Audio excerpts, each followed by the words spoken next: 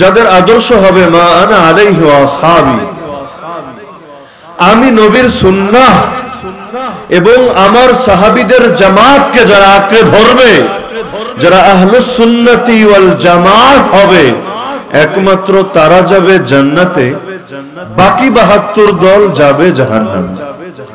এক বড় না 72 বড়? সংখ্যার বিচারে এক সংখ্যাটা বড় না 72 বড়?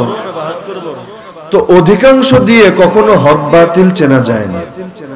ইসলামের মধ্যে অধিকাংশ কোনো দলিল না। হ্যাঁ, এখন যদি এমন হয় সব মানুষের অধিকাংশ না, তবে হকপন্থীদের অধিকাংশ, যোগ্যদের অধিকাংশ, উলামায়ে কেরামের অধিকাংশ, সেটা দলিল হবে। কিন্তু গোটা দুনিয়ার মাথা গুনে গুনে এর মধ্যে অধিকাংশ যেই পক্ষে যাবে সেটা অনুসৃত হবে, সেটা শরীয়ত হবে, এমন কোন বিধান কোরআনে নাই। বরং কোরআনে আল্লাহ স্পষ্ট জানিয়েছেন, ওয়া ইন তুতি আকসারা মান ফিল আরদ, হে নবী, পৃথিবীর অধিকাংশের ফাঁদে যদি পা দেন, অধিকাংশের অনুসরণ যদি শুরু করেন, ইউদিল্লুকা আন সাবিলিল্লাহ, ওরা আপনাকে আল্লাহর পথে থাকতে দিবে না। নবী হতে পারেন, কিন্তু আল্লাহর পথ থেকে ওরা আপনাকে সরিয়ে দিবে। তো এই কারণে কি করতে হবে? করতে হবে হক গ্রহণ করতে হবে। হক চিনবেন কেমনে? আল্লাহর থেকে পেতে হবে। পাবেন কিভাবে? আল্লাহর তো চোখ দিয়ে দেখতে পারবেন না দুনিয়ায় জাগ্রত অবস্থায়, কান দিয়ে সরাসরি তার কথা শুনতে পারবেন না, ডাইরেক্ট সোহবত হওয়ার সুযোগ নাই। তো কেমনে জানবেন আল্লাহর নজরে কোনটা হক, আল্লাহর নজরে কোনটা বাতিল? তরিকা হলো একটাই, যেই তরিকার নাম মুহাম্মাদুর রাসূলুল্লাহ সাল্লাল্লাহু আলাইহি ওয়াসাল্লাম। তিনি দুই ভাবে আমাদের কাছে হক পৌঁছে গিয়েছেন। এক প্রকার হলো থিওরিটিক্যাল ভাবে, যেটা কোরআনে পাই, হাদিসে পাই, আর একটা হলো প্র্যাকটিক্যাল ভাবে, যেটা আল্লাহর নবীর এক একজন সাহাবীর জিন্দেগির মধ্যে পাই। তো এখন কেউ যদি নবীর সেই থিওরিটিক্যাল এবং প্র্যাকটিক্যাল আদর্শকে গ্রহণ করে, তাহলে সে শুধু রাসূলের অনুসরণই করলো না, বরং প্রকৃত পক্ষে সে আল্লাহর আনুগত্য করল। তো আল্লাহ রাসূল সাল্লাল্লাহু আলাইহি ওয়াসাল্লামের বিদায়ের কিছুকালের মধ্যেই একটা একটা একটা একটা করে দুনিয়াতে মুসলমানদের মধ্যে দলাদলি, ভাগাভাগি, বিভক্তি দেখা দিতে লাগলো। এখন তো এই 2022-এ আর হিজরি 1444 হিজরিতে মুসলমানদের যে কত হাজার হাজার হাজার দল, উপদল, শাখা বের হয়েছে, আমার মনে হয় এটার সঠিক পরিসংখ্যান বের করা অসম্ভব। দেশে দেশে, বিভাগে বিভাগে, জেলায় জেলায়, থানায় থানায়, এমনকি ইউনিয়নে ইউনিয়নেই শুধু না, গ্রামে গ্রামে এত দল, এত ভার্সন, সবার ব্যানার একটাই, আমরাই একমাত্র হকের ডিলার। আদি এবং আসল হক একমাত্র আমাদের কাছেই পাবা। জান্নাতে যাইতে চাইলে একমাত্র আমার কাছেই আসা লাগবে, না হলে তুমি কোনোদিনও জান্নাতে যেতে পারবা না। তো দাবি করছে সবাই একই। এখন দাবিরে আপনি কেমনে পরীক্ষা করবেন? কোষ্ঠী পাথর দিয়া কেমনে যাচাই করবেন? সেই যাচাইয়ের তরিকায় নবী বলে গেলেন, তোমার এটা দরকার নাই অধিকাংশ মানুষ কোন দলে গেল।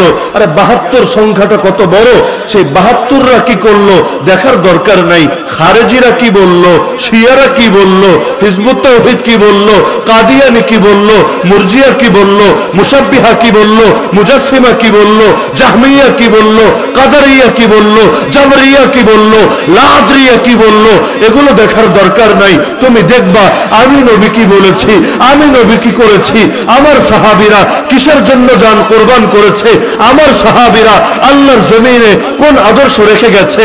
দুনিয়া এগিয়ে যেতে পারে, কিন্তু তোমরা সেই পুরনো জিনিসকেই আঁকড়ে ধরে রাখবা। আমি তোমাদের কাছে এমন অপূর্ণ ইসলাম রেখে যাই নাই যে তোমাদের এখন বিজাতীয়দের থেকে ধার করে চলতে হবে। আমি তোমাদের কাছে এমন মিসকিন মার্কা ধর্ম দিয়ে যায় নাই এখন তোমরা নিজেদেরকে অসহায় মনে করে অন্যদের পা চাটতে হবে। বরং আমি তোমাদেরকে এক পরিপূর্ণ আদর্শ দিয়ে গিয়েছি। যদি জান্নাতে যেতে চাও এই ইসলাম মেনেই পারবা, যে ইসলাম মেনে নবী জান্নাতের ঘোষণা পান, যে ইসলাম ইসলাম মেনে খুলাফায়ে রাশেদিন জান্নাতের ঘোষণা পান, যে ইসলাম মেনে আশরায়ে মুবাশশারা জান্নাতের ঘোষণা পান, যে ইসলাম মেনে আহলে বাইত জান্নাতের ঘোষণা পান, যে ইসলাম মেনে সাহাবায়ে কেরাম রাদিয়াল্লাহু আনহুম আজমাইন আল্লাহর পক্ষ থেকে দুনিয়ায় বসে সন্তুষ্টির ঘোষণা পান, তোমরাও একই ইসলামে আল্লাহর পক্ষ থেকে সন্তুষ্টি পাবা, সফলতা পাবা, নাজাত পাবা, রহমত পাবা, বরকত পাবা, নুসরত পাবা, সব কিছু পাবা। নিত্য নতুন কোনো কিছুরই দরকার নাই তোমাদের। কিন্তু দল তো আর অভাব নেই। এত দলের মধ্যে মূল আদর্শটাকে টিকিয়ে রাখাও বড় চ্যালেঞ্জ। ৭২ জনে বলে এক কথা, একজনে বলে আরেক কথা। স্বাভাবিকভাবেই ৭২-এর পাল্লা ভারী আর একের পাল্লা হালকা। এই আপনাদের গ্রামের অবস্থাটাও তো মনে হয় কিছুটা এমনই, যতটুকু আমি শুনেছি। তো অনেক সময় এমন হয় যে অনেক লোক খারাপের ব্যাপারে একমত হয়। সহজ উদাহরণ দেই, বাংলাদেশে নামাজি বেশি না বেনামাজি বেশি? সন্দেহ আছে নাকি কারো? নামাজি বেশি না বেনামাজি বেশি? অধিকাংশ দিয়ে যদি দলিল দেন, নামাজের পক্ষে থাকতে পারবেন না, বেনামাজির পক্ষে যাওয়া লাগবে। বাংলাদেশে গণতন্ত্রের দালাল বেশি না ইসলামী খেলাফতের আদর্শের লোক বেশি?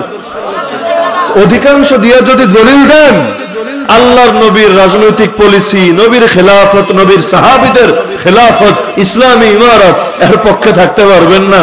সেই গণতন্ত্র, সেই ধর্মনিরপেক্ষতাবাদ, সেই জাতীয়তাবাদ, সেই সমাজতন্ত্র, এগুলোর পক্ষে যাওয়া লাগবে। নবীর কথাটা বড় গলায় বলতে পারবেন না। বাংলাদেশে দাড়িওয়ালা বেশি না দাড়ি ছাড়া বেশি? বাংলাদেশে ইসলামী সংস্কৃতির লোক বেশি না কুফরি সংস্কৃতির লোক বেশি? তো সব ক্ষেত্রে আপনি মাপেন, দেখবেন ৭২-এর পাল্লাই ভারী, একের পাল্লা হালকা। কখনো এমন হবে পুরো অফিসের মধ্যে একমাত্র আপনিই হক, বাকি সবাই গুমরাহিতে লিপ্ত, হয় না? পুরো এলাকার মধ্যে একমাত্র আপনিই হক, বাকি সবাই গুমরাহিতে লিপ্ত। অবস্থা হবে অনেকটা বেলালের মতো। বেলালরে যেমন হকের জন্য নির্যাতন করা হয়, আপনারও সকাল সন্ধ্যা হকের জন্য গালি দেওয়া হয়, ক্ষতি করার চেষ্টা করা হয়, হুমকি দেওয়া হয়, ধমকি দেওয়া হয়। এখন কেউ ঘাবড়ে যায়, ঘাবড়ে গিয়ে ওদের ফাঁদে পা দেয়, আর কেউ প্রয়োজনে জান দেয়। তারকে যদি মরুভূমির ধুধু মরিচিকা, ধুধু ভালির মধ্যে ফেলে রাখা হয়, বুকের উপর গরম পাথর চাপা দিয়ে রাখা হয়, তারপর মুখ দিয়ে বাতিল কথা বের করতে পারে না, একটা আওয়াজে বের হয়, আহাদ আহাদ আহাদ। আহাদ মানে হলো এক, যত মারো লাভ নাই, আমি একের কথাই বলবো, একের পক্ষেই থাকবো। আমি বাতিলের পক্ষে যাব না, তাগুতের পক্ষে যাব না, কুফুরকে মানবো না। দ্বীনের জন্য, একের জন্য প্রয়োজনে জান কোরবান করব। এভাবে দুনিয়া আরো যত সামনের দিকে আগাবে, বাহ্যিকভাবে তো দুনিয়া হয়তো উন্নত হবে, অনেক বেশি শিল্পে, বিজ্ঞানে এবং বহু ক্ষেত্রে উৎকর্ষ লাভ করবে, কিন্তু নবুয়তের জামানার সঙ্গে তো দূরত্ব তৈরি হবে। মনে করেন এখন তো দিনের বেলা, রাতের বেলা যখন মাহফিলটা চলবে, স্বাভাবিকভাবেই এখানে আলোর ব্যবস্থা করার জন্য লাইট লাগানো হবে, পিলারে পিলারে, খুঁটিতে খুঁটিতে লাইট দেওয়া হবে। আপনি লাইটের যত কাছে থাকবেন তত বেশি আপনাকে আলোকিত দেখা যাবে, এটাই স্বাভাবিক। লাইট থেকে যত দূরে যাবেন তত বেশি আপনাকে আলোকিত কম দেখা যাবে। এমনকি নির্দিষ্ট মাত্রা পার হলে আর দেখাই যাবে না, অন্ধকারের মধ্যে হারিয়ে যাবেন আপনি। এটাই বাস্তবতা, এটাই যুক্তির দাবি, এটা পৃথিবীর সবাই স্বীকার করতে বাধ্য। এ কারণে নবীর কাছাকাছি যারা, তাদের প্রতি নবীর সন্তুষ্টি বেশি, তাদের ব্যাপারে নবীর ঘোষণা একেবারে পৃথিবীর মতো বাস্তব। নবী বলেন, খায়রুল কুরুনি কারনি, সর্বোত্তম প্রজন্ম হলো আমার প্রজন্ম। অর্থাৎ যারা ডাইরেক্ট আমার সোহবত পাচ্ছে, যারা নবীর সোহবত পায়, তাদেরকে বলা হয় সাহাবী। সুম্মাল্লাযীনা ইয়ালুনাহুম, এরপর যারা সাহাবীদের সোহবত পাবে তারা হলো এরপর সবচাইতে শ্রেষ্ঠ। সুম্মাল্লাযীনা ইয়ালুনাহুম, এরপর যারা সেই তাবেঈদের সোহবত পাবে তারা এদের পর সবচাইতে শ্রেষ্ঠ। তো এভাবে সাহাবীরা সবচাইতে শ্রেষ্ঠ, এরপর তাবেঈ এক ধাপ নিচে, তাবেঈ আরেক ধাপ নিচে, পরবর্তী প্রজন্ম আরেক ধাপ নিচে। এভাবে যত নিচে যাবে আলো তত কমবে, দুনিয়ার মধ্যে অন্ধকার তত বাড়বে। এক জাহেলিয়াত নবী তাড়িয়েছেন, আরেক জাহেলিয়াতের দুনিয়ায় বিজয় হবে। যেমন গত প্রায় 100 বছর হয়ে গেল আল্লাহর জমিনে খেলাফত নাই, এর চাইতে বড় কি জাহেলিয়াত চান আপনি? আল্লাহর নবীর পর 1300 বছর পর্যন্ত গোটা দুনিয়ায় মুসলমানরা ঐক্যবদ্ধ ছিল। তাদের কেন্দ্রীয় নেতা ছিল আমিরুল মুমিনিন, যিনি ছিলেন সব মুসলমানের অভিভাবক। আপনি না খেয়ে থাকলেও দেখার দায়িত্ব তার। একটা মেয়ে অসহায়, বিয়ে দেওয়ার দায়িত্ব তার। আরে আপনি যে কোনো লাইনে কষ্টে আছেন, আপনার পাশে দাঁড়ানোর দায়িত্ব তার।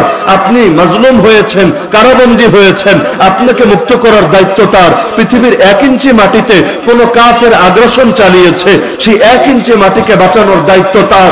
ইসলামের প্রতিটা বিধান কায়েম রাখার দায়িত্ব তার। সালাত কায়েম রাখার দায়িত্ব তার।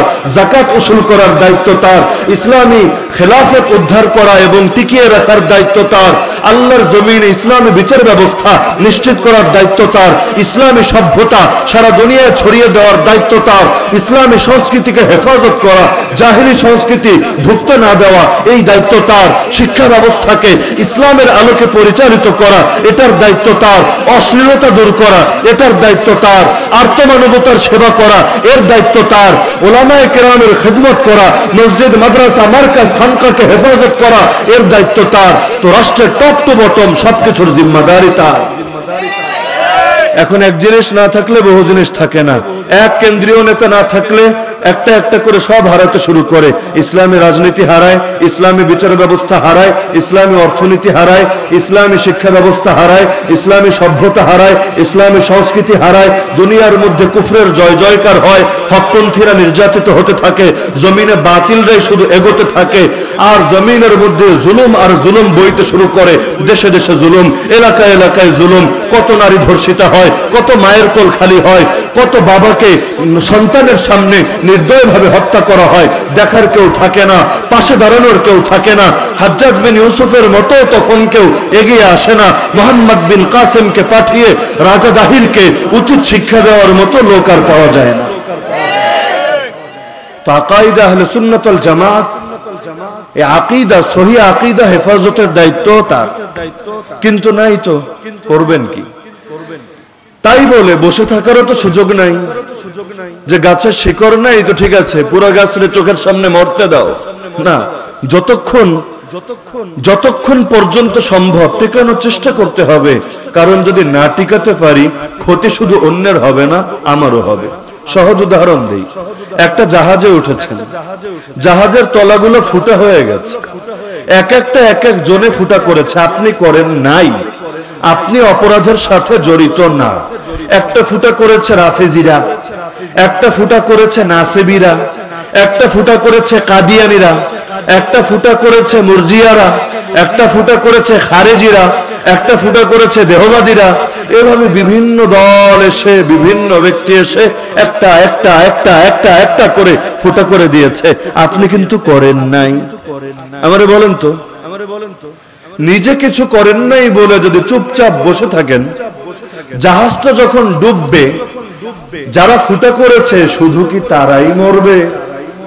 আপনি মরবেন না। উপরন্তু এমন হতে পারে, ফুটা যেহেতু ও করেছে, নিজের প্রোটেকশনের ব্যবস্থা হয়তো রেখেই করেছে, ওর মাথায় প্ল্যানিং আছে, লাইফ জ্যাকেটের ব্যবস্থা রেখেছে, অন্য কোনো মাধ্যম রেখেছে।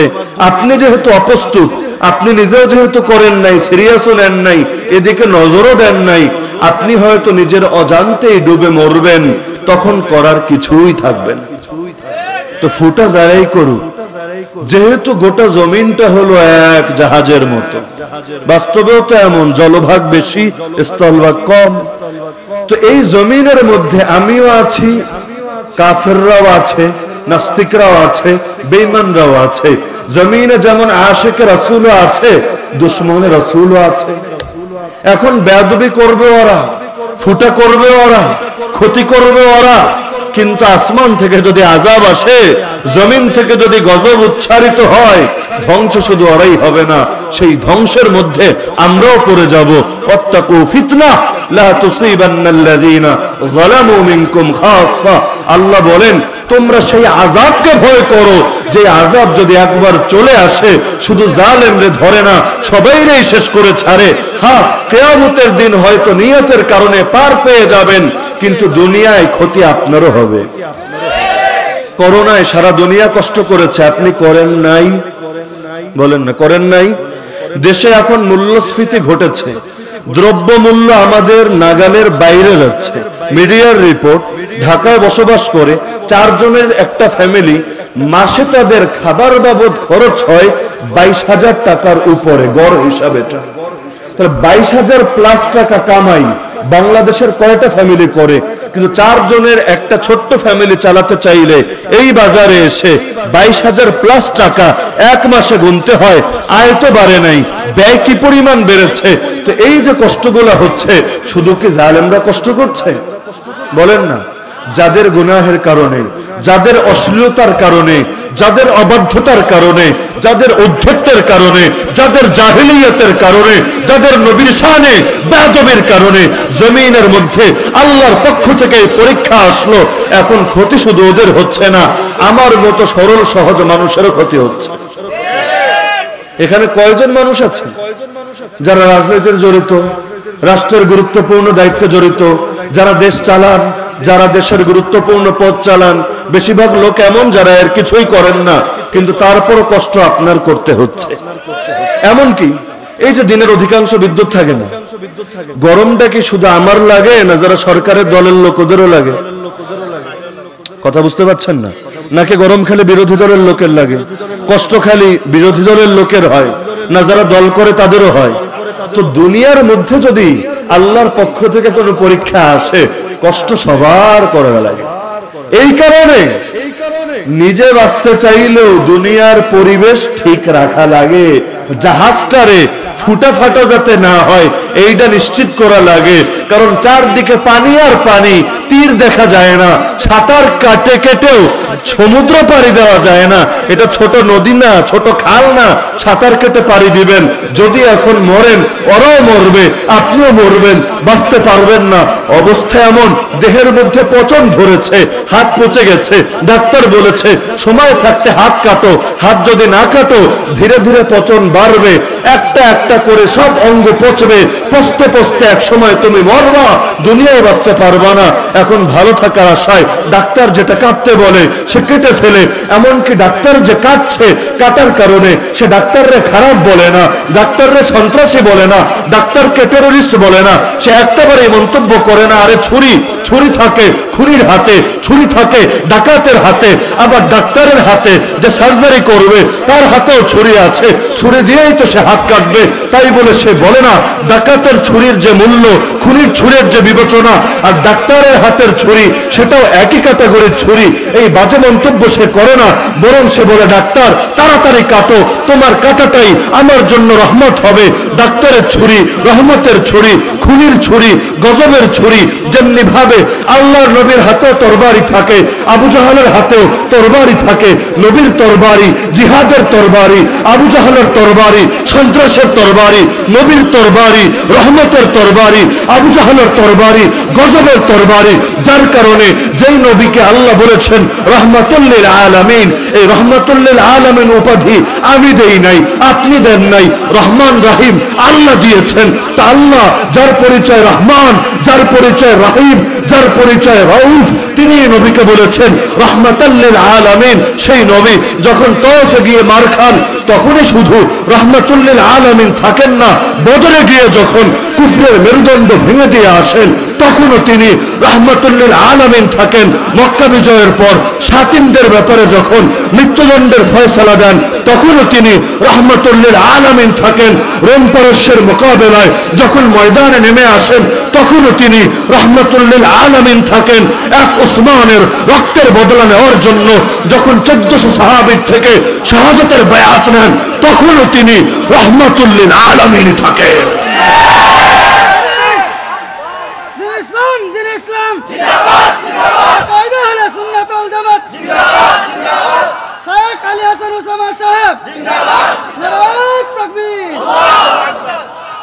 তো বলছিলাম দেহে যদি পচন ধরে, যদি পুরো শরীরকে বাঁচাতে চান, জানডারেও বাঁচাতে চান, আপনি অপারেশনে বিলম্ব করবেন না। অথচ অপারেশন করতে খরচ হবে আপনার। নিজের টাকা ব্যয় করে ফ্যামিলিরে খাটিয়ে ডাক্তারের পকেট ভরে সেই ডাক্তাররে দিয়ে আপনার অঙ্গ কাটাবেন, আসার সময় আবার থ্যাংক ইউ দিয়ে আসবেন, ডাক্তার সাহেব অনেক ভালো অপারেশন করেছেন, অথচ সে আপনার একটা অঙ্গই কেটে দিয়েছে। একইভাবে এই জমিনে যদি চান,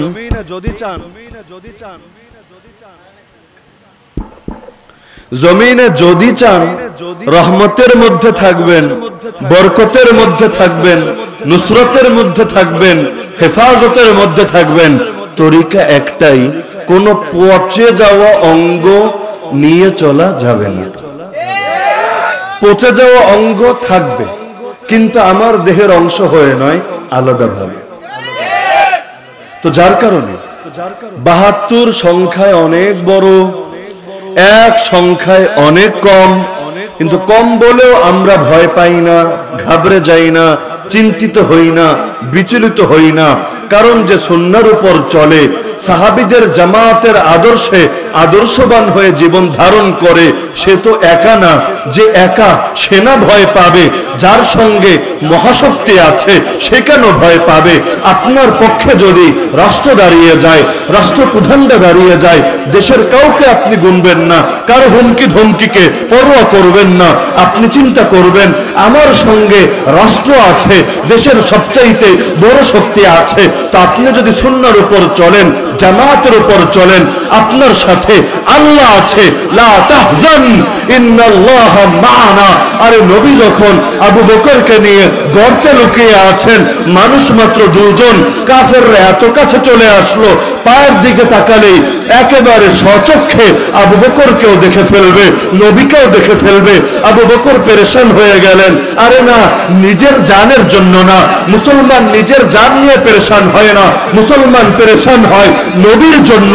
নবীরে তো বাঁচাতে হবে। আমার মতো লক্ষ আবু বকর শহীদ হলেও ব্যাপার না, কিন্তু নবীর তো ক্ষতি হতে দেওয়া যাবে না। কেমনে নবীরে হেফাজত করব?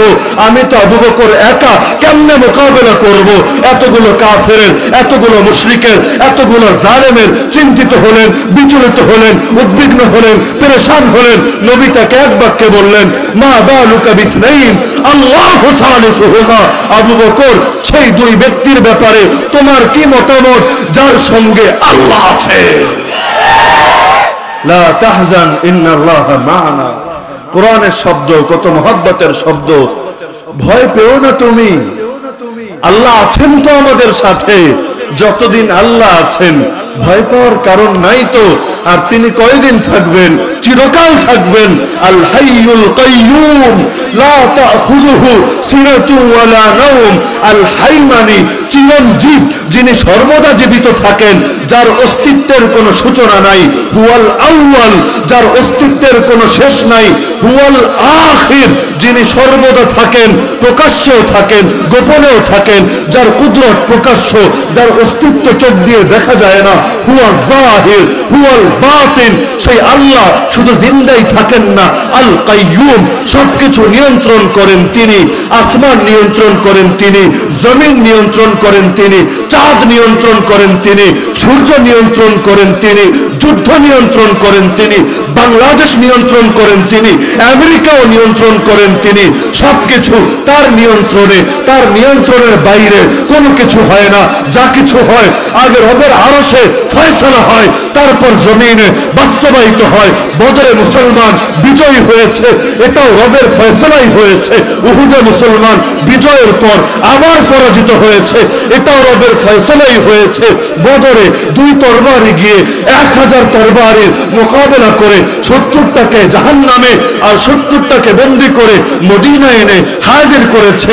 একই রবের ফয়সালায় হুনাইনের ময়দানে 10,000 জন বের হয়েও প্রথমে তীর বৃষ্টির সামনে টিকতে না পেরে ময়দান খালি রেখে, নবীরে ময়দানে ফেলে রেখে এক একজন এক এক দিকে ছুটতে শুরু করেছে। যা হয় সব রবের ফয়সালাই হয়। ওমর অর্ধজাহানের খলিফা হয়েছেন, রবের ফয়সালাই হয়েছেন। আর আজ সারা দুনিয়ার 1 ইঞ্চি মাটিতে ইসলামী খেলাফত নাই, এটাও রবের ফয়সালাই হয়েছে। আজ মুসলিম সংখ্যাগরিষ্ঠ দেশে বসেও আল্লাহু আকবার স্লোগানকে বিতর্কিত স্লোগান বলা হয়, এটাও রবের ফয়সালাই হয়েছে। তবে রব জুলুম করেন না আমাদের উপর, এগুলো আমাদের হাতের কামাই। আরে সাহাবী ওমর রাদিয়াল্লাহু আনহু বলেন, নাহনু কওমুন আ'আজ্জানাল্লাহু বিল ইসলাম, আমরা সেই জাতি যাদেরকে আল্লাহ ইসলামের কারণে, ইসলামের দ্বারা সম্মানিত করেছেন। ফাইদা বিতাগাইনাল ইজ্জাতা ফি গায়রি, এখন যদি ইসলাম ছেড়ে অন্য তরিকায় সম্মান তালাশ করি, জীবনেও সম্মান পাবো না। আযাল্লানাল্লাহ, যিনি সম্মান দিয়েছিলেন এবার তিনিই লাঞ্ছিত করে ছাড়বেন। সফলতা রবের তরিকায়, মানুষের তরিকায়। মানুষ যা বোঝে সেটা হতে পারে ভুল, কিন্তু রব যা বলেন তাতে ভুল তো দূরের কথা, সন্দেহ করলেও কেউ মুসলমান থাকে না। যালিকাল কিতাবু লা রাইবা ফি, বান্দা কোরআন পড়বি পড়ে আগে আমার ঘোষণা শুনে নে, এই কোরআন যেন তেন কিতাব না, ভুল তো দূরের কথা, খবরদার সন্দেহ করবি না।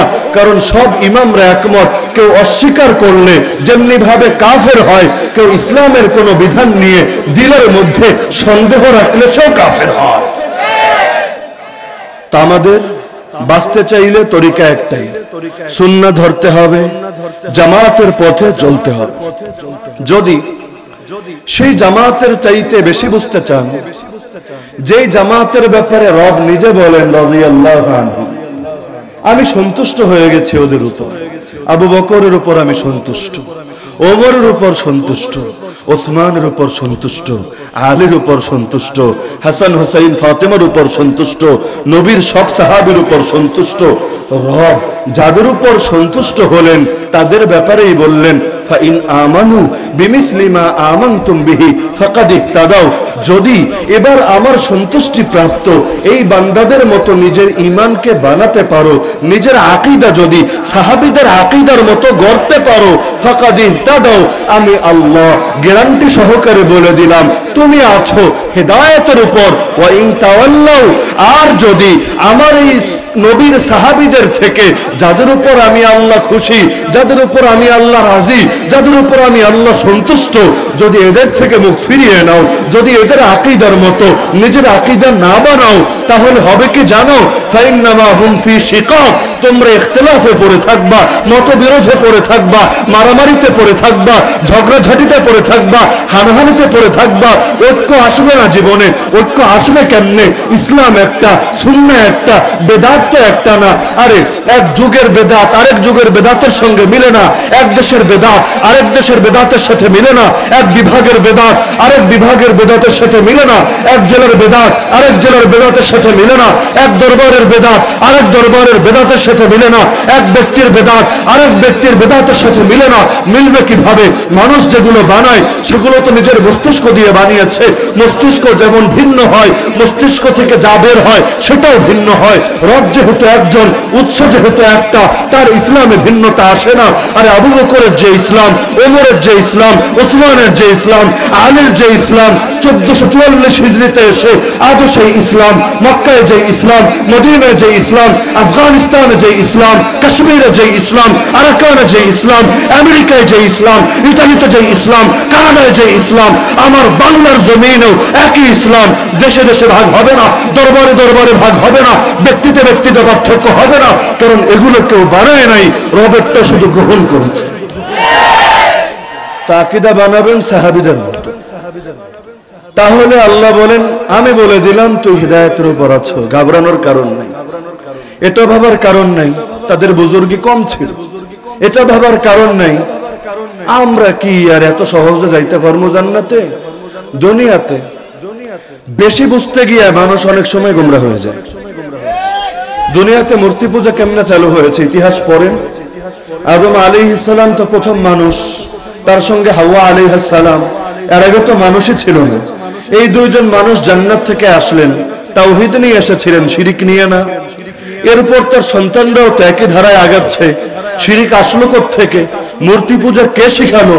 কেমনে আবিষ্কার হলো? এটা আবিষ্কার হয়েছে বেশি বোঝার কারণে, অতি ভক্তি দেখাতে গিয়ে। ইতিহাস পড়ে নূহ আলাইহিস সালামের যুগ পর্যন্ত দেখবেন এই রকম মূর্তি পূজার ব্যাপক রেওয়াজ পাবেন না। এরপর করলো কি শয়তান?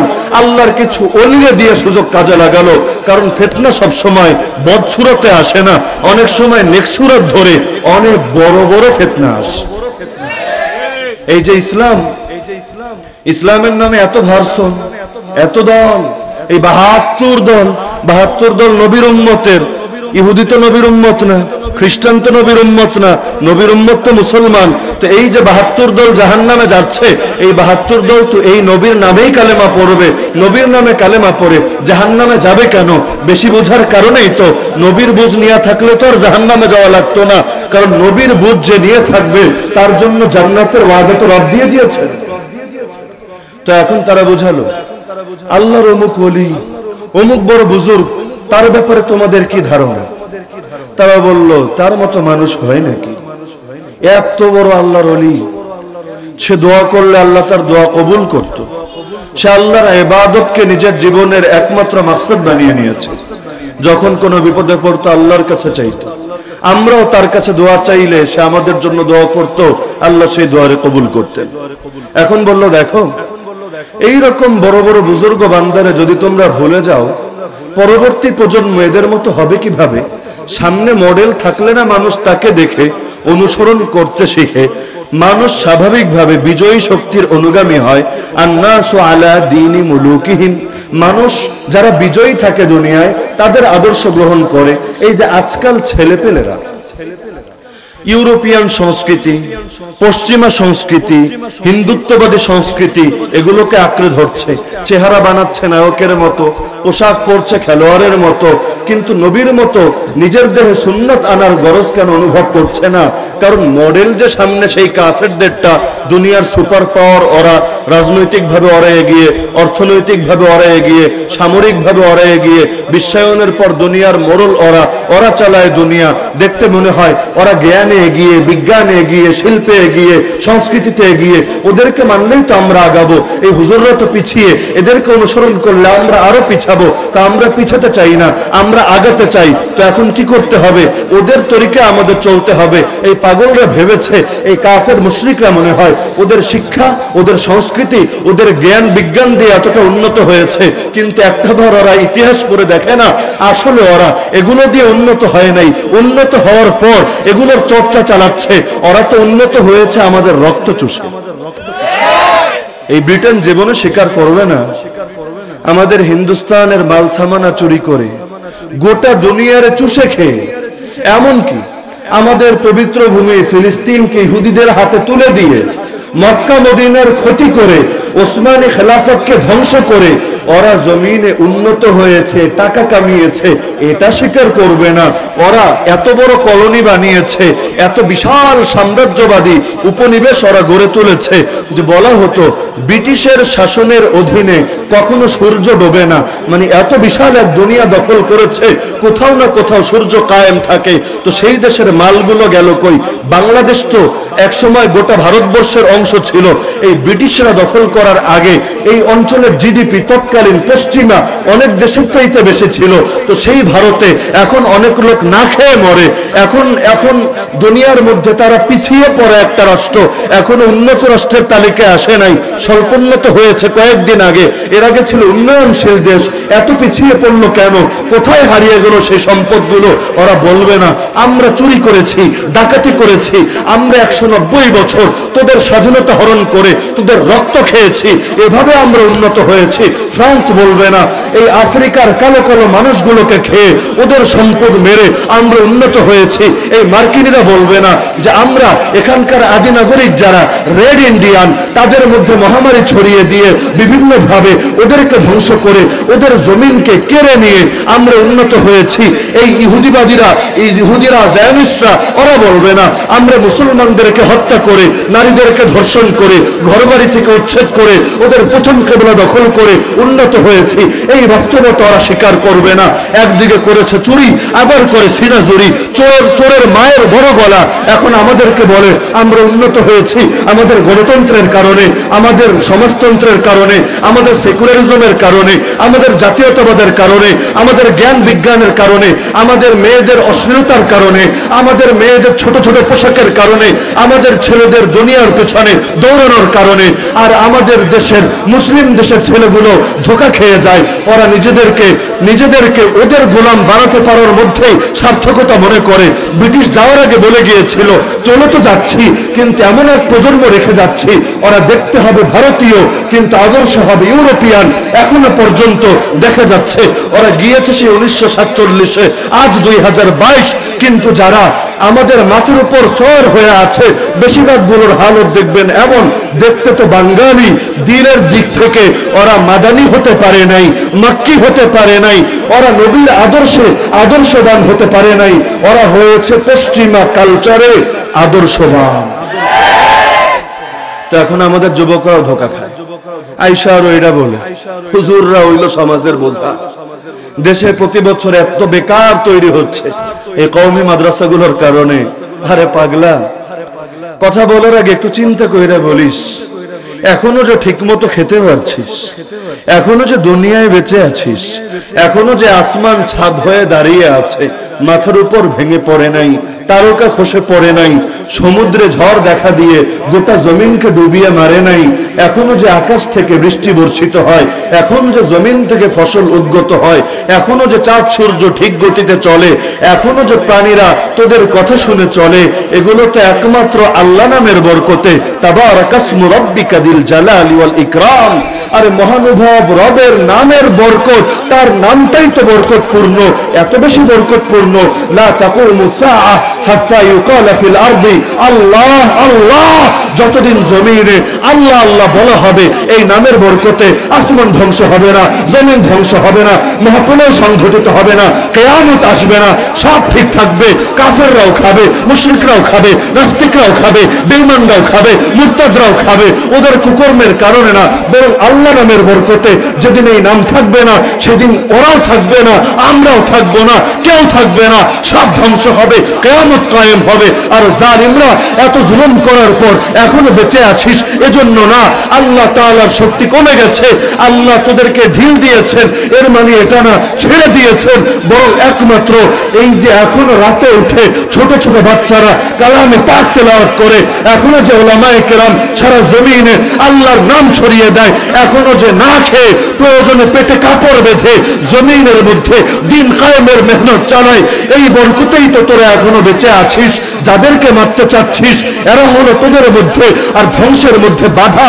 যেদিন এদেরকে মারতে সক্ষম হবি সেদিন আল্লাহর আযাব থেকে আর বাঁচতে পারবি না। ওমা কানা আল্লাহু লিউআযিবাহুম ওয়া আনতা ফীহিম ওমা কানা আল্লাহু মুআযিবাহুম ওয়া হুম ইস্তাগফিরুন। আল্লাহ বলেন, যতদিন বান্দাদের মধ্যে ইস্তেগফার করার মতো, ক্ষমা চাওয়ার মতো বান্দা থাকবে, আল্লাহ সবাইরে আযাব দিবে না, একসঙ্গে ধ্বংস করবে না সবাইরে। যতদিন ইস্তেগফার করনে ওয়ালা লোক থাকবে, যেদিন কেউ থাকবে না, তোদের মতো পাপিষ্ঠদের জন্য আল্লাহ কিচ্ছু বাকি রাখবে না। তোদেরকে ধ্বংস করতে রবের শুধু একটা আদেশই যথেষ্ট। আর নমরুদের মতো পাপিষ্ঠদেরকে আল্লাহ তাআলা ইব্রাহিম আলাইহিস সালামের হাতে মারা লাগে না, এক ল্যাংড়া মশা দিয়ে ওর কার্য সমাধা করে দিতে পারেন। দুনিয়া কত দূরে এগোবে, আমার রবের বাহিনীর কোনো শেষ নাই। দেখেন না, এক করোনার ধাক্কায় গোটা দুনিয়া উল্টে পাল্টে যাচ্ছে, এখনো ধাক্কা সামলাতে পারছেন না। আমার রবের এরকম লক্ষ কোটি বাহিনী আছে, কয়টার মোকাবেলা করবেন, কয়টার ভ্যাকসিন বানাবেন? রব যদি না চান এক মুহূর্ত দুনিয়ায় বাঁচতে পারবেন। তো সফলতা আমাদের তো সেই পুরনোতে। তো বলছিলাম কেমনে আসলে মূর্তি পূজা? জিজ্ঞেস করলো অমুক কেমন, তমুক কেমন, তমুক কেমন। বহু ভালো, তাহলে এদেরকে জিন্দা রাখার চেষ্টা করো। মরে গেছে, তোমরাও মরে যাবে, এরপর এদের নামও কেউ জানবে না, মানুষ ভুলে যাবে তাদেরকে, এদের আদর্শ আর আদর্শবান হবে না, মডেল হিসাবে এদেরকে পাবে না। তখন ভালো মডেল না পেলে খারাপ মডেল নিবে। এক সময় ইতিহাস বলে খ্রিস্টানদের কোন কোন পাদ্রী অ্যারাবিয়ান পোশাক পরতো, এমন ইতিহাস আছে। কেন? সেই সময় আরবরা গোটা দুনিয়া ঝাঁপিয়ে বেড়াতো, সারা দুনিয়ার রাজত্ব করত তারা, তাদের পোশাক পরিধান করত ওরা। আর আজকাল হয়েছে কি, সৌদি আরবে এখন মেয়েরা আন্দোলন করে পর্দা ছেড়ে বেপর্দায় আসবে বলে। এই হলো বিজয়ী শক্তির ফলাফল। ইসলাম তো আর এমনি দুনিয়ায় বিজয়ী থাকে না। আল ইসলাম ইয়ালু ইয়ালু ওয়ালা ইউলা আলাই। ইসলাম এসেছে উপরে থাকার জন্য, নিচে থাকার জন্য না। রব নিচে থাকতে পারেন না, রব থাকবেন উপরে।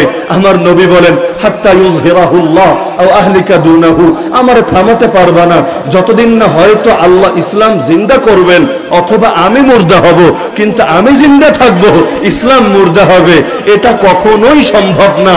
এখন যদি আমাকে থামাতে চাও জানে মেরে ফেলো, কিন্তু যতক্ষণ ভেতরে প্রাণ আছে, যতক্ষণ প্রাণে স্পন্দন আছে, যতক্ষণ ধমনীতে রক্ত প্রবাহিত আছে, মারতে পারো, কাটতে পারো, শহীদ করতে পারো, এ আরো বিভিন্ন ভাবে ক্ষতি করতে পারো। ক্ষতি তো কম করে নাই।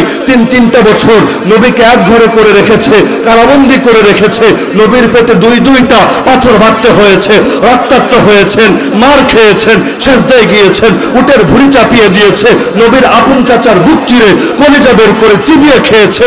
নির্মমতার কোন জিনিস বাকি রেখেছে? ইসলামের প্রথম শহীদ যারা করেছে সে ছিল একজন বৃদ্ধা নারী, যার নাম ছিল সুমাইয়া।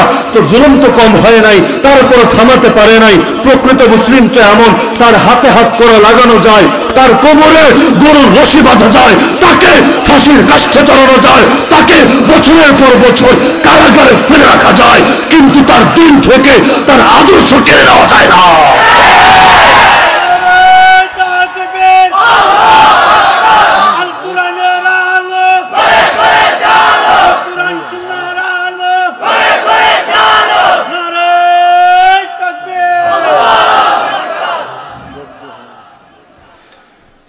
তো তারা বুঝালো এটা, এদের আদর্শ জিন্দা রাখার জন্য এক কাজ করো, ছবি বানাও। মাটির মধ্যে, ওই জামানায় তো ডিজিটাল কোনো সিস্টেম ছিল না, মাটির মধ্যে একে একে ছবি বানালো। এরপর বোঝালো দেখো এই ছবিগুলো বাইরে রাখলে কি লাভ, এদেরকে দেখে ইবাদতে প্রেরণা নিতে হবে, স্পৃহা নিতে হবে, চেতনা জাগাতে হবে।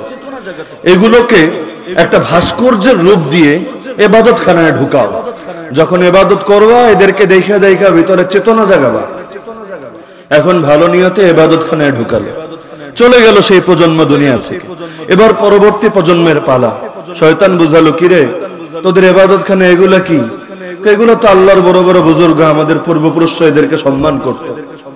বলল দেখ এরা বুজুর্গ তো তোরাও মানুষ। এখন বুজুর্গ বান্দা তো আল্লাহর পিয়ারা বান্দা, আল্লাহর মাহবুব, এরা দোয়া করলে আল্লাহ কবুল করবে। তোরা পাপি তাপি বান্দা, তোরা ডাইরেক্ট ডাকলে আল্লাহকে শুনবে? সবাইকে চাইলে রাজা বাদশার সঙ্গে দেখা করতে পারে, সবাইকে চাইলে বড় বড় লোক পর্যন্ত পৌঁছতে পারে? মাধ্যম লাগে, ভায়া লাগে। এক কাজ কর, তোরা এদেরকে খুশি কর, এরা যেহেতু আল্লাহর খাস লোক, আল্লাহর কাছে তোদের জন্য সুপারিশ করবে, আল্লাহ ও আমার লোক, ওরে ছাইরা দাও, ওরে পার করে দাও। কি করতে হবে এখন? আরে কি করতে হবে বুঝোস না? এদেরকে সেজদা কর।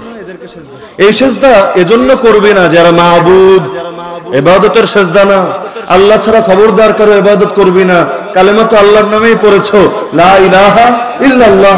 ইবাদত এক আল্লাহর করা লাগবে, গোলামি এক আল্লাহর করা লাগবে। তাহলে সেজদা কেন করব? এটা হবে সম্মানের সেজদা, সেজদায়ে তাযীমি। উদ্দেশ্য হবে এটা না যে তুই তারে মাহবুব বানিয়েছিস, মাহবুব তো রব আল্লাহ। আরে তাযীমের সেজদা তো করতেই পারে, কতজন করেছে, আরে তোরা এর করবি। উদ্দেশ্য তো আল্লাহর রাজি করা, যে এই লোক তুই যখন তার জন্য কিছু করবি, তারে কিছু হাদিয়া দিবি, সেও খুশ হবে তোর উপর, তুই তার লোক হয়ে যাবি, সে এখন আখিরাতে তোরে পার করিয়ে নিবে। এবার নেক নিয়ত শুরু হলো কাজ। কিন্তু কোনো কিছুই আর জায়গায় সীমাবদ্ধ থাকে না। আপনি একটু ছাড় দিবেন, বাকিটা মানুষই দিয়ে দিবে। এই যে এই যুগে অপ্রয়োজনে যারা ছবি তুলেন, আচ্ছা না, অপ্রয়োজনে যারা ডিজিটাল মোবাইলে ছবি তুলেন, এখন আপনি হয়তো এর পক্ষে পাকিস্তানের কিছু ওলামায়ে কেরামের ফতোয়া দেখাবেন, মিশরের আল আজহারের কিছু হুজুরের ফতোয়া দেখাবেন।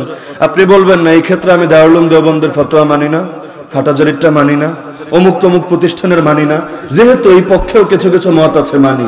কিন্তু দেখেন, আপনি হালকাটা শুরু করলেন, আপনি ডিজিটালে সীমাবদ্ধ রাখলেন, প্রিন্ট করলেন না, ছাপার অক্ষরে আনলেন না, এতটুকুতেই রাখলেন। কিন্তু আপনাকে দেখে এই সাধারণ পাবলিক এতটুকুতে আর সীমাবদ্ধ থাকবে না, এরা এবার এটাকে প্রিন্টও করবে, করে দেয়ালে টানিয়েও রাখবে। তখন সেটা ডিজিটাল পিকচার থাকবে না, সেটা স্বাভাবিক ছবি হবে।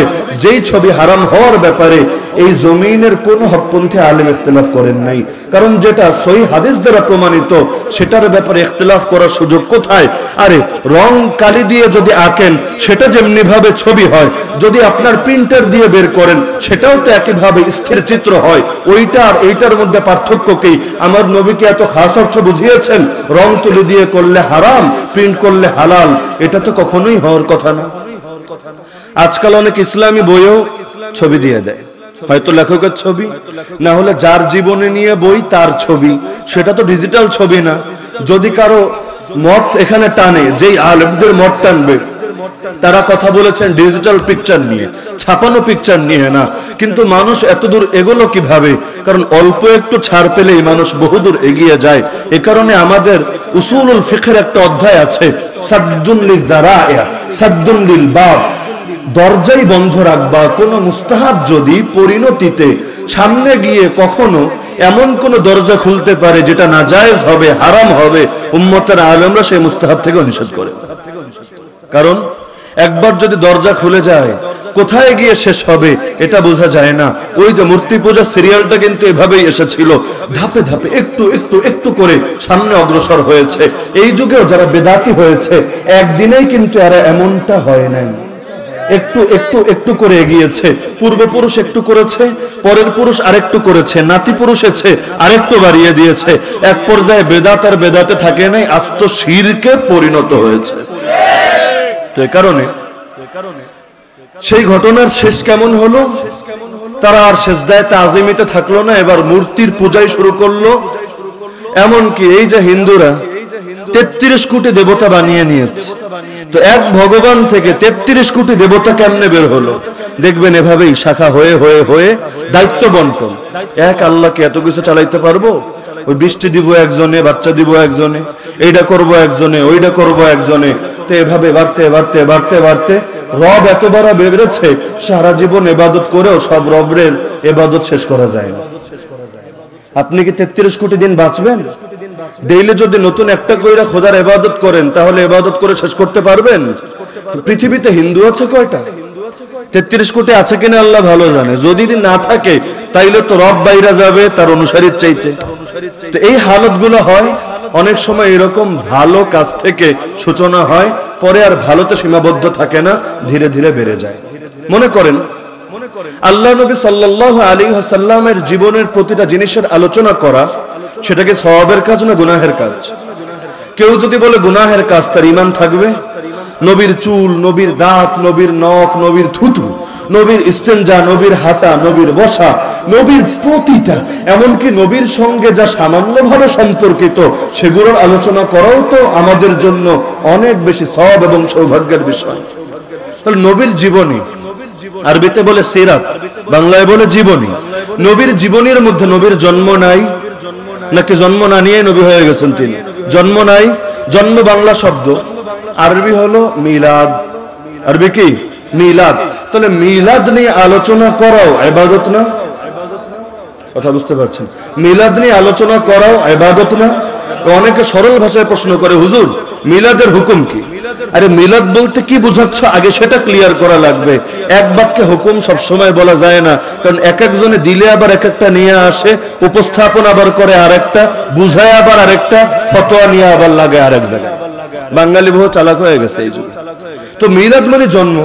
রাসূলের জন্ম নিয়ে আলোচনা হয় না এমন একটা সিরাতের কিতাবের নাম বলতে পারবেন? সব সিরাতের কিতাবে আলোচনা জন্ম না, জন্মের আগ থেকে শুরু হয়। আবরাহার ঘটনা, নবীর জীবনের আগের হালতগুলা, নবীর বাপের ঘটনা, দাদার ঘটনা, তো অনেক আগ থেকে শুরু করে এরপর আইনা নবীর জন্ম থেকে বলতে বলতে বলতে বলতে একেবারে নবীর ওফাত পর্যন্ত গিয়ে পৌঁছে। তো নবীর মিলাদ নিয়ে আলোচনা ইবাদত না? বলেন না? তাহলে ঝামেলা লাগলো কোথায়? এই মিলাদের বিরুদ্ধে আবার কেন দেওবন্দিরা অবস্থান নেবে? দেওবন্দি কেন? পৃথিবীর কোন একজন সুস্থ মস্তিষ্কের মানুষ হতো মিলাদকে অস্বীকার করতে পারবে না। একটা কাফেরও বলতে পারবে না নবীর মিলাদ হয় নাই। মিলাদ হয় নাই মানে জন্ম হয় নাই। আরে যদি জন্মই না হয় সে বিরোধিতা করবে কেন? তাহলে মিলাদ সবাই মানে কি না? বলে না মানে কি না? তাহলে বলবেন হুজুরকে লাগে আমগো ঝামেলা লাগে কি লেগা? আরে ভাই মিলাদ নিয়ে ঝামেলা লাগে না, ঝামেলা লাগে এইটারে বাড়াইতে বাড়াইতে বাড়াইতে যেইখানে নিয়ে পৌঁছায় দেয় ওইটা নিয়া। বলবেন কি নিয়া?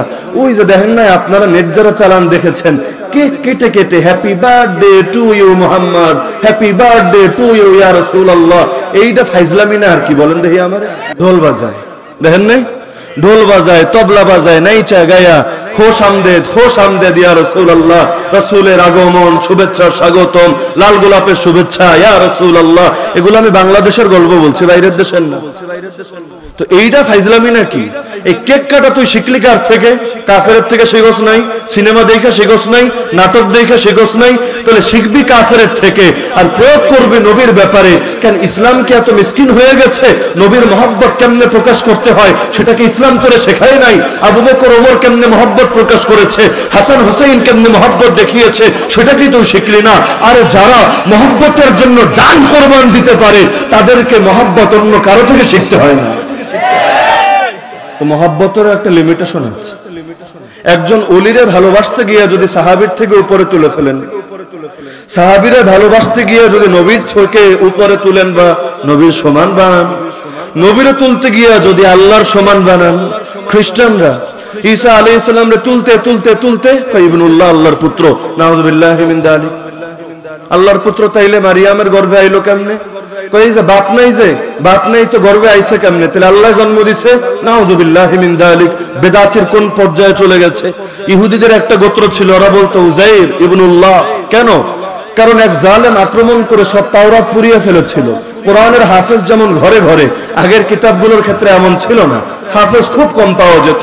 তো উযাইর তার জেহেনে পুরো কোরআন মুখস্থ ছিল, কোরআন না তাওরাত পুরোটা মুখস্থ ছিল। যখন সব পুড়িয়ে ফেললো তখন সে এটা বলল, মানুষ আবার লিখলো, তার দ্বারা আবার নতুন করে তাওরাত সংকলিত হলো। মানুষ এটাকে এতটাই অসম্ভব মনে করলো, আরে কেমনে পুরো তাওরাত বললো? তাসকে খায়া গেল, তারা খায়া বললো এটা কোনো মানুষ না, এইটা হলো আল্লাহর বেটা। কোরআনেই আছে ওয়াকালাতিল ইয়াহুদ উযাইরুন ইবনুল্লাহ। এখানে আলিফ লাম ইস্তিগরাকের জন্য না, জিনসের জন্য না, আহদে খারেজি।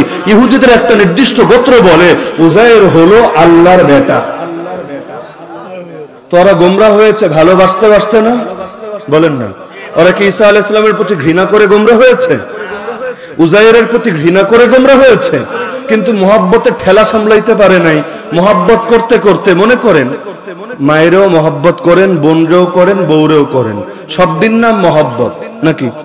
সবদিন নাম মহব্বত না, কিন্তু তিন মহব্বত কি এক? বলেন না। এখন বউর মহব্বত যদি বোনরে দেন ঠিক থাকবো তো?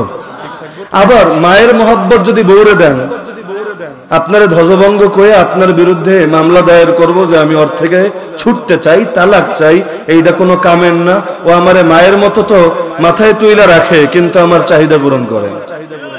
তো মহব্বতে মহব্বতে পার্থক্য আছে না? সব মহব্বত শব্দ একই। আরে আল্লাহর মহব্বত, রাসূলের মহব্বত, সাহাবীদের মহব্বত, ইমামদের মহব্বত, উলামায়ে কেরামের মহব্বত, হকপন্থী পীর মাশায়েখের মহব্বত, দাঈদের মহব্বত, মুজাহিদদের মহব্বত, কিন্তু সব মহব্বত এক না। এখন পীররে ভালোবাসতে গিয়ে নবীর সমান বানালেন, ঈমান থাকবে না। নবীরে ভালোবাসতে গিয়ে রবের সমান বানালেন, মুসলমানের থাকতে পারবেন না। তাহলে সুন্নাত ওয়াল জামাত তারা নবীর আদর্শ নেয়, নবীর সাহাবীদেরও নেয়। কারণ নবীর প্রতি আমাদের কি হক এটা তো সাহাবীদেরকে শিখতে হবে। নবী যা শিখিয়েছেন সেটা তো শিখিয়েছেন, কিন্তু নবীরে কেমনে ভালোবাসবো, কেমনে শ্রদ্ধা করব, এগুলো তার কাছের লোক দেখেই তো শিখবো। কেন শিখবো? কারণ তাদের উপর সন্তুষ্টির ঘোষণা আল্লাহ দিয়েছে, আমার আপনার ব্যাপারে তো দেয় নাই। জান্নাতে যাওয়ার পর দিবে, জান্নাতে যাওয়ার পর সব নেয়ামতের চাইতে বড় নেয়ামত হবে রবের দিদার।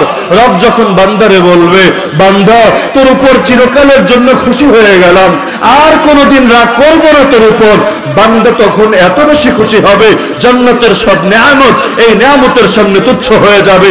জান্নাতের হুরের আলিঙ্গন, জান্নাতের গিলমান, জান্নাতের নহরনালা, জান্নাতের জঞ্জাবিল, জান্নাতের সলসাবিল, জান্নাতের শরাবন তাহুরা, সব নেয়ামত তুচ্ছ হবে রবের দিদারে। যখন রব বলবে খুশি হয়ে গেলাম বান্দা, আর কোনোদিন নারাজ হব না। কোরআনের ভাষায় ওয়ারিদওয়ানুম মিনাল্লাহি আকবার যালিকা হুয়াল ফাওজুল আযীম। আল্লাহর পক্ষ থেকে সামান্য সন্তুষ্টিও সবচাইতে বড় নেয়ামত। আর এটাই হলো মহা সফলতা।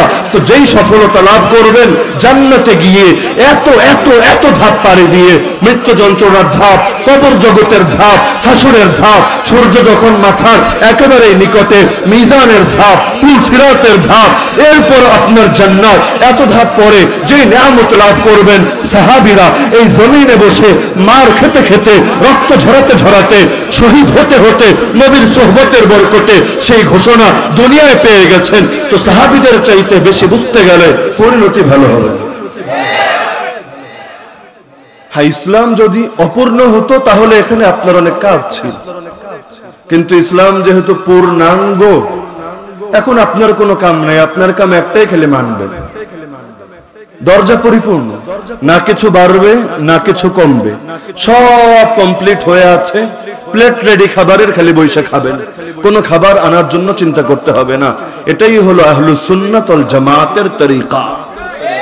আহলুস সুন্নাত ওয়াল জামাতের তরিকা হলো মাঝামাঝি। সিরাতে মুস্তাকিম মানেই হলো এমন পথ যেই পথে না আছে বাড়াবাড়ি, না আছে ছাড়াছাড়ি, যেই পথ মধ্যপন্থী, যেই পথ ভারসাম্যপূর্ণ, যেই পথ ইনসাফপূর্ণ, সেটাকেই বলে সিরাতে মুস্তাকিম। পারবেন না সেই মধ্যপন্থী হতে, পারবেন না জীবনের সব ক্ষেত্রে নবীর সুন্নত আর সাহাবীদের জামাতকে আঁকড়ে ধরতে, যদি পারেন তাদের প্রতি আল্লাহর যে সন্তুষ্টি অবতীর্ণ হয়েছে আপনার উপরও হবে। এ কারণে বলবো একটা কথাই, নিত্য নতুন সব আদর্শ ছাড়েন, নবীর আদর্শ এবং সাহাবীদের আদর্শ ধরেন।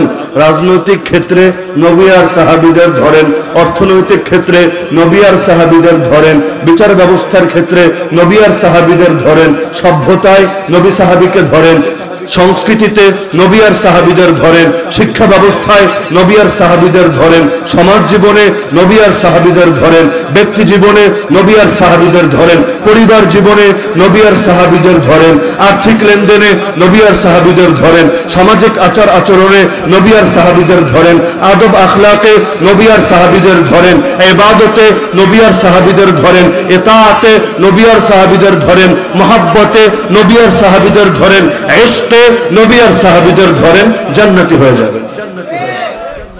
পারবেন না ইনশাআল্লাহ?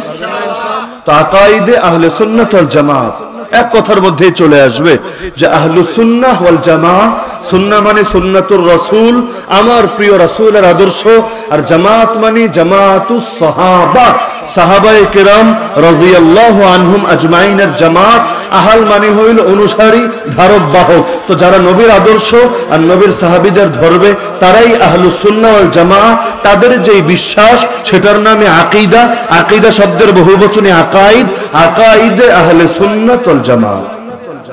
মানুষ অনেক সময় ইখলাসের সাথে গোমরাহ হয়। আপনি বলবেন এটা আবার কি কথা, ইখলাসের লগে গোমরাহ হয় কেন? সহজ উদাহরণ দেই, কোরআনুল কারীম পারা নম্বর 28, সূরার নাম সূরাতুল হাদিদ, আয়াত নম্বর 27। আল্লাহ বলেন, ওয়ারাহবানিয়াতান ইবতাদাউহা মা কাতাবনাহা আলাইহিম ইল্লা ইবতিগাআ রিজওয়ানিল্লাহ। খ্রিস্টানরা একটা বিধান নিজেরা আবিষ্কার করে নিয়েছিল। ইবতাদাউহা মানে বেদাত বানিয়ে নেওয়া। আল্লাহ বলেন একটা বিধানকে বেদাত হিসেবে বানিয়ে নিয়েছিল ওরা। বিধানটা কি? রাহবানিয়া মানে বৈরাগ্যবাদ, সন্ন্যাসবাদ। বিয়ে শাদী করবো না, ঘর বাড়িতে থাকবো না, চাকরি ব্যবসা কিছুই করব না, সব ছেড়ে ছুড়ে জঙ্গলে গিয়ে ইবাদত করে করে জীবন কাটায় দিব, এই বৈরাগ্যবাদ ইসলামে নিষেধ। লা রাহবানিয়াতা ফিল ইসলাম, ইসলামে কোনো বৈরাগ্যবাদ নাই। তো বৈরাগ্যবাদের বিধান খ্রিস্টানরা তাদের ধর্মের অংশ বানিয়ে নিয়েছিল বেদাত হিসাবে। আল্লাহ বলেন আমি এই বিধান তাদেরকে দেই নাই, কিন্তু ওরা বানিয়ে নিয়েছে একমাত্র আল্লাহর সন্তুষ্টি লাভের জন্য। তাহলে বিধান আল্লাহ দেয় নাই, বানিয়েছে নিজেরা, টাকার ধান্দায় না, দুনিয়া কামানোর মাকসাদে না, আল্লাহরে খুশি করার জন্য। সহজ একটা উদাহরণ আমাদের নবীর ক্ষেত্রে আছে। আল্লাহ রাসূল সাল্লাল্লাহু আলাইহি ওয়াসাল্লাম একদিন ঘরে ছিল না।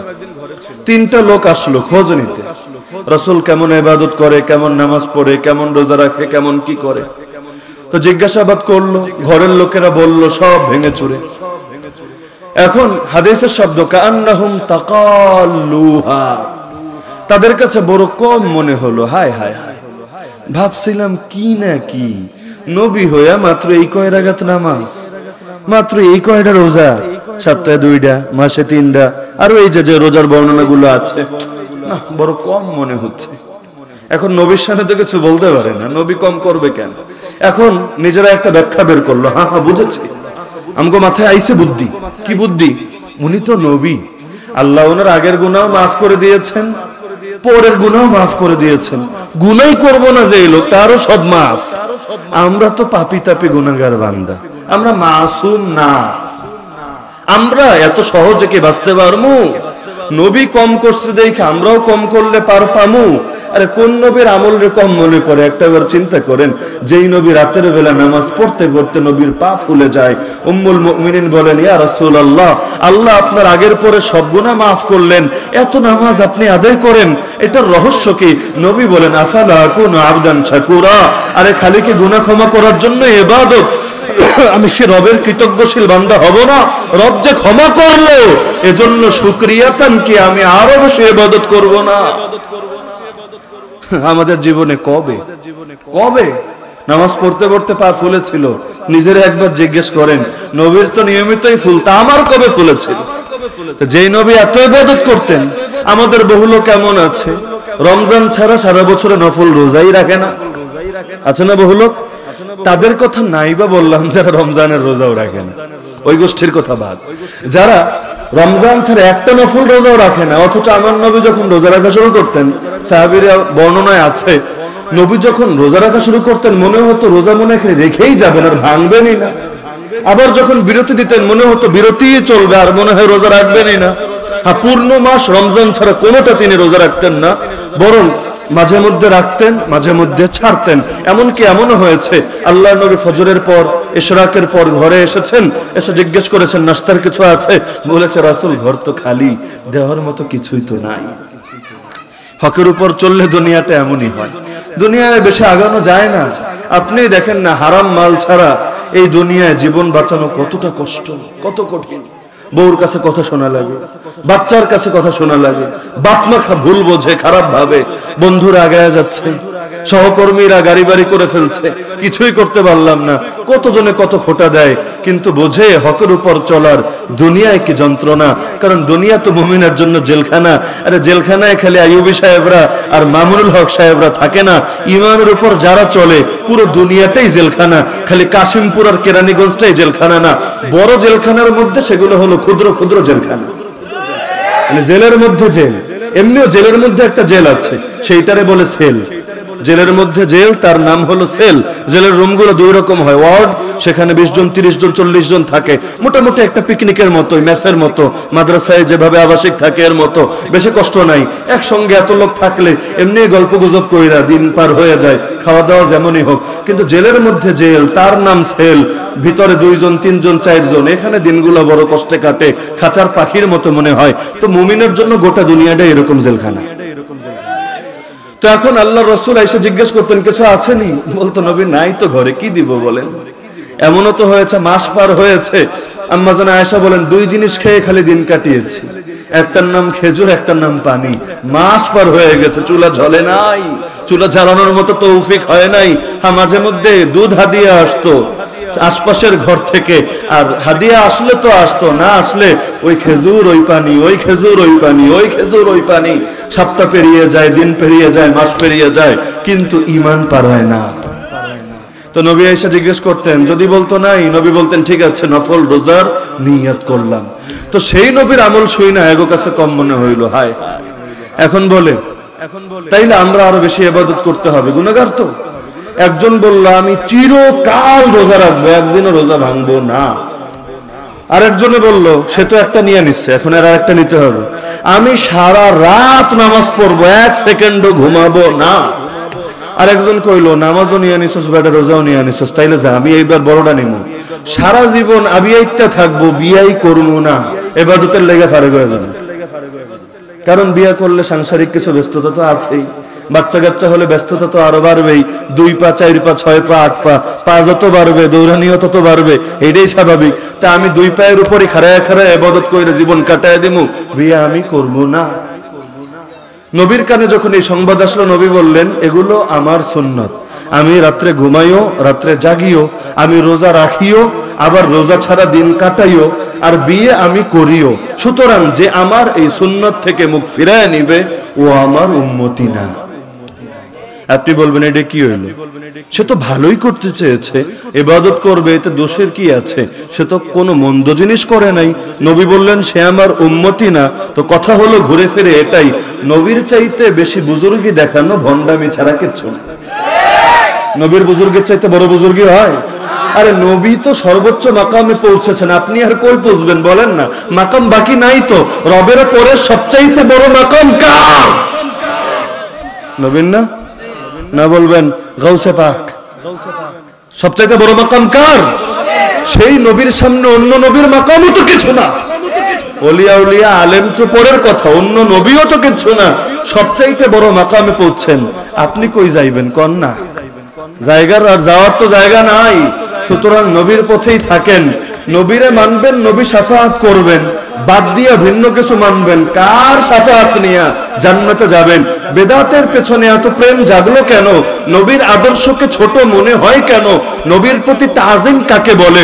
মহব্বত কাকে বলে? মহব্বতের দাবি হলো সুন্নাহ মানি, মহব্বতের দাবি হলো নবীরে মানি, নবীর দেখানো পথে চলি।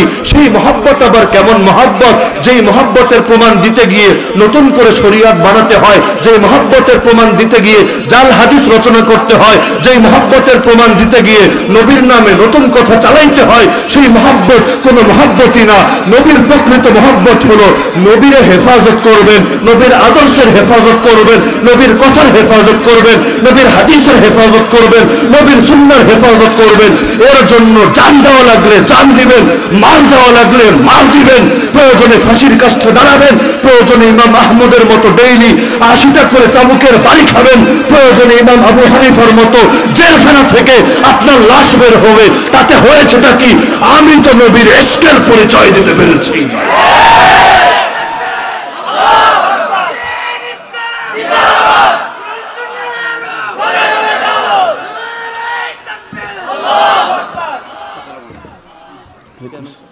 নবীর ইশক, নবীর অনুসরণ। কারণ যে যাকে মহব্বত করে সে তার অনুসরণ করে। এই যে এখানে যে যুবকরা আছেন, আপনাদের চুল দেখে বোঝা যাবে আপনি কারে মহব্বত করেন। আপনার চেহারার দাড়ির অবস্থা দেখে বোঝা যাবে আপনি কারে মহব্বত করেন। আপনার গায়ের পোশাক দেখে বোঝা যাবে কারে মহব্বত করেন। যাবে না? তো যদি নবীরই মহব্বত করেন, হয়ে যান না নবীর মতো। সাহাবীদের মতো গিয়া বলবেন আমার মতো হয়ে যাও। নবীরে দেখো নাই তো কি হয়েছে? আমার মাথার চুল থেকে পায়ের নখ পর্যন্ত সবকিছু নবীর প্রতিচ্ছবি হয়ে আছে। নিজের নবীর মতো হুবহু আমি এখন তৈরি করতে পেরেছি। আমার নামাজ দেখো, আমার রোজা দেখো, আমার যাকাত দেখো, আমার ইলম দেখো, আমার দাওয়াত দেখো, আমার আত্মশুদ্ধি দেখো, আমার দ্বীনের জন্য কোরবানি দেখো, আমার ব্যবসা দেখো, আমার রাজনীতি দেখো, আমার পোশাক দেখো, আমার মিসওয়াক দেখো, আমার সাংসারিক হালত দেখো, সব কিছু দেখো। একটা জিনিস এমন পাবে না যেটা নবীর সাথে মিলে না। কারণ নবীরই তো ভালোবাসি, হার লাইনে ভালোবাসি, প্রতিটা ক্ষেত্রে ভালোবাসি। সুতরাং যে যারে ভালোবাসে সে তার পথেই চলবে, এটাই স্বাভাবিক। আমি তো আশিক রাসূল, আমারে মারতে পারবা, আমার মাথা থেকে টুপি নিতে পারবা না, আমার জবাই করতে পারবা, আমার মুখ থেকে দাড়ি কাটাতে পারবা না, আমাকে কোরবান করতে পারবা, আমাকে তোমাদের সংস্কৃতির গোলাম বানাতে পারবা না। কারণ আমি তো আশিক রাসূল। আমার কাছে ইউরোপিয়ান সংস্কৃতির দাম নাই, মার্কিনী সংস্কৃতির দাম নাই, পশ্চিমা কালচারের দাম নাই, হিন্দুত্ববাদীদের আদর্শের দাম নাই। আমার কাছে দাম আছে আমার নবীর, আমার রাসূলের, মুহাম্মদুর রাসূলুল্লাহ সাল্লাল্লাহু আলাইহি ওয়াসাল্লামের সুন্নতের। এটাই তো ইশকে রাসূল। যুক্তি এটা বলে, বিবেক এটা বলে। আর নতুন কাম ঢুকাইয়া আবার ইশকে রাসূল জাহির করতে হয়, অথচ মাথা থেকে পা নবীর মতো হয় নাই। রাজনীতি, অর্থনীতি, বিচার ব্যবস্থা, শিক্ষা ব্যবস্থা নবীর মতো হয় নাই। কিসের আশিক তুই? সুতরাং আহলে সুন্নাত ওয়াল জামাতের মতো নিজেরা বানান। পারবেন না ইনশাআল্লাহ? পারবেন তো? যদি এমন হয় মুখে বলেন হুসাইনের মহব্বতের কথা, আর আপনার জীবন দেখলে মনে হয় যুগের ইয়াজিদদের আস্ত একটা দালাল আপনি, তাহলে এটা ভণ্ডামি ছাড়া কিচ্ছু না। মহব্বতের প্রমাণ তো দেওয়া লাগবে। আরে দুনিয়ার লোকেরা মহব্বতরে টেস্ট কইরা দেখে, শুধু মুখের কথারই পাত্তা দেয় না, যাচাই করে বাছাই করে বোঝে এটা কি দিল থেকে বের হচ্ছে না ধোঁকা। আমার আল্লাহ যাচাই করেন মুমিনদের বিপদ দেন কেন, কাফেররে ভালো রাখেন কেন, জালেম থেকে সুখে মুমিন থাকে কষ্টে কেন? পরীক্ষা তো কাফেররে দিয়ে পরীক্ষা করে, মুমিনরে না দিয়ে পরীক্ষা করে।